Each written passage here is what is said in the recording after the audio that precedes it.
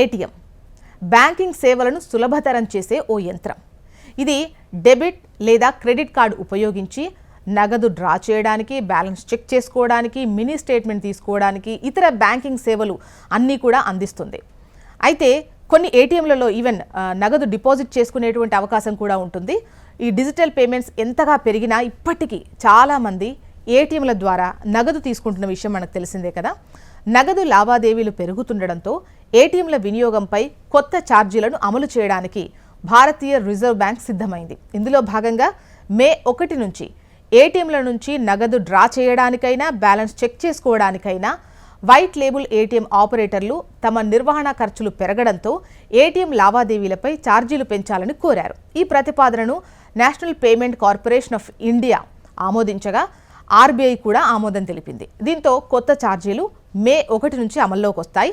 ATM కొత్త ఛార్జీల విషయానికి వస్తే గనక ప్రతి లావాదేవీకి క్యాష్ విత్డ్రా ఫీజును 17 నుంచి 19 రూపాయలకు పెంచారు. అలాగే బ్యాలెన్స్ ఎంక్వైరీ ఫీజును ప్రతి లావాదేవీకి 6 నుంచి 7 రూపాయలకు పెంచారు.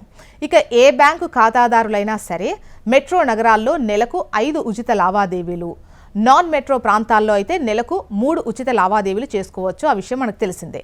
ఈ పరిమితిని మించితే కొత్తగా నిర్ణయించిన ఛార్జీలు వర్తిస్తాయి.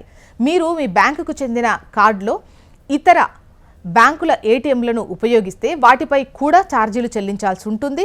వీటి ప్రభావం అయితే చిన్న బ్యాంకులపై ఎక్కువగా పడుతుంది. ఆ బ్యాంకులకు తక్కువ ఏటీఎంస్ ఉంటాయి. సో వాటి ఖాతాదారులు ఇతర బ్యాంకుల ఏటీఎంలను ఎక్కువగా వినియోగిస్తారు. దీంతో వారు ఎక్కువ ఛార్జీలు చెల్లించాల్సిన అవసరం ఉంటుంది. అలాగే తరచుగా ఏటీఎం వినియోగించేవారు కూడా ఎక్కువ ఛార్జీలు చెల్లించాల్సి వస్తుంది. ఇలా నగదు లావాదేవీలకు చెల్లించే ఛార్జీలు పెరగడంతో ప్రజలు డిజిటల్ లావాదేవీల వైపు మరింతగా మొగ్గే అవకాశము కనిపిస్తోంది.